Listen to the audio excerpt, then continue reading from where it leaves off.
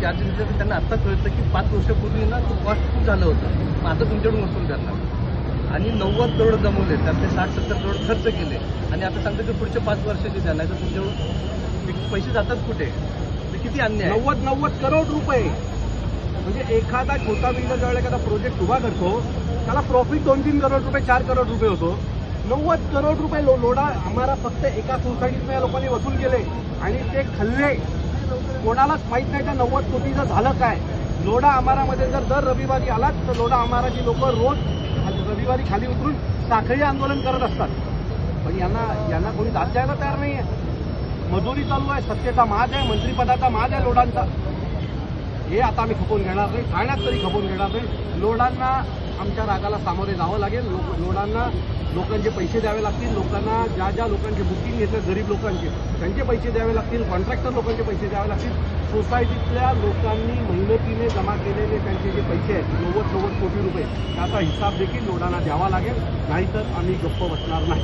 महाराष्ट्र नवनिर्माण सेनेचा सर्वच जे मोठे बिल्डर आहेत ते सरसकट अशा प्रकारे करतायत.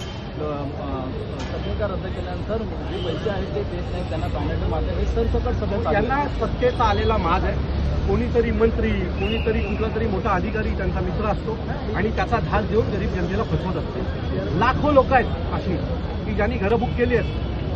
म्हणजे तुम्ही लोढांचा पलावा आणि अप्पर ठाणे या प्रोजेक्टमध्ये तर तुम्हाला हजारो लोक मिळतील की ज्या बिचाऱ्यांनी कुठून तरी इकडनं तिकडनं पैसे जमा केले, गावचं घर विकलं, जागा विकली आणि अर्धे पैसे दिले आणि नंतर पुढचे पैसे द्यायला पैसे नाही आहेत. तो स्वतःचे पैसे मागायला गेल्यावर पैसे द्यायला लोढा तयार नाही.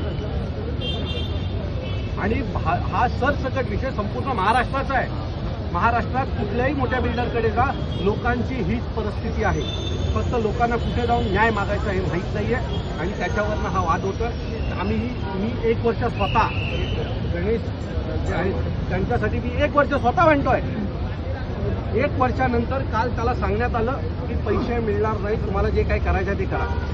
मग आम्ही जो आम्हाला बाबासाहेब आंबेडकरांनी जो मार्ग दिला आहे आंदोलनाचा, त्या आंदोलनाचा मार्ग अपनावलाय आणि मी खात्रीने सांगतो जोपर्यंत ह्याची आणि तितकीचे पैसे मिळणार नाही तोपर्यंत आज आम्ही इथनं जाणार नाही. अविनाशजी, हे सगळे बिल्डर 18% व्याज घेतात नागरिकांकडून.